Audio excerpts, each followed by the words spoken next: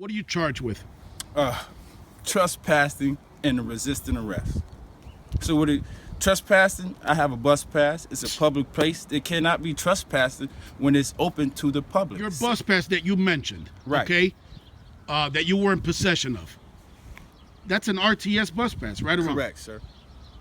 So you were arrested for trespassing at a public transit bus station for citizens of Rochester, New York, any paying citizen that Correct. wants to ride a bus. I'm just trying to make, I can't even make sense of it. With a bus pass in hand, in a non-aggressive manner, surrounded by a gang. Right. Literally, surrounded by a gang. We talk about gangs, and the news is quick to portray this gang, that gang, west side, east side. But this is a gang. And by the way, as somebody who grew up here in Rochester, a little bit in Miami, but spent most of my life here in Rochester. Right. I'm sure by now you're aware that the African American, this is important to point out, the black female security guard for RTS, Correct. the one that was speaking to you in a very, I want to add this, a very, I thought, hostile kind of manner, waving her hands, yes. acting real She ghetto was and disrespectful to you. antagonizing me. Right, She was exactly. pushing me. She wanted me to Right. get to that stage or that Right. point of aggressive, to show her a little physical. Right. But I don't You're- represent that. By now you're aware, right? Her name is Annie Craven. She is a former Rochester police officer. And Right. I want to give a little history here. Not just a former Rochester police officer, a Right. former Rochester police officer who used to coach softball for the youths at Campbell Street Recreation Center, Okay. who was designated to reach out to the youth, to reach out to black males, Latino males, young Right. ladies. It's just, when I saw it, because I recognized it right away, Right. it's just amazing. What are your thoughts overall? One of my favorite songs, Taking It Back, in the movie was a hit. NWA, Ice Cube, black cop showing out for the white cop. What is your opinion of the mentality that we see nowadays, that a lot of minorities in positions of authority, okay? And here's where I'm going with this. One of the most disturbing aspects of that video to me, Okay. and no disrespect to you, it So, was not none it was it not that the assault on you doesn't disturb me. It absolutely disturbs me and disgusts me.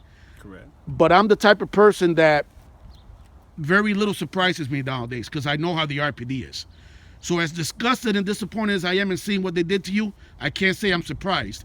But there's an aspect of the video, which a lot of people, I'm sure, people nowadays turn to be a little naive, a little bit complacent, believe everything the mainstream media tells them, believe everything a police chief says or a police union president like Mazio says. But a lot of people, I'm sure, this escaped them and went right over their head. The end of the video, I don't know if you're aware of this, is very disturbing for the following reason. A young man, his name is Daryl Appleberry. He's a member of Rochester, New York's Black Panther chapter here. Thank God that he was there to record this. Yes. But they didn't want him recording. If you Right. notice at the end of the video, a very interesting, for lack of a better way of putting it, thing happens. You hear the voice of a male, okay, who works for the security, who sits Right. in the towers at the RTS bus station, monitoring all the cameras in the facility. Correct. And you hear this individual tell former Rochester police officer Annie Craven, okay, to get that guy out of there, the guy with the camera behind you, Right. get him out of there.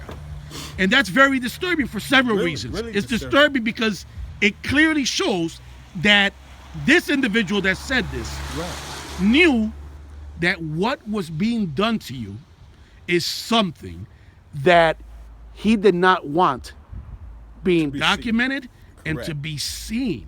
You're correct. How do you feel about that?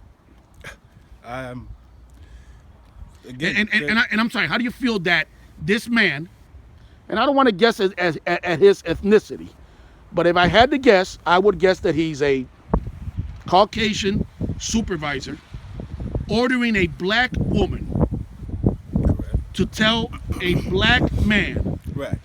who is recording the abuse and assault and false arrest Right. of another black man Right. to get out of here. what just disturbed me is puts me on edge everywhere I go, and to understand that for him to yell that out, obviously it's just something that he sees is wrong. He knows it's wrong, so he does not want people to see that what they were doing was wrong.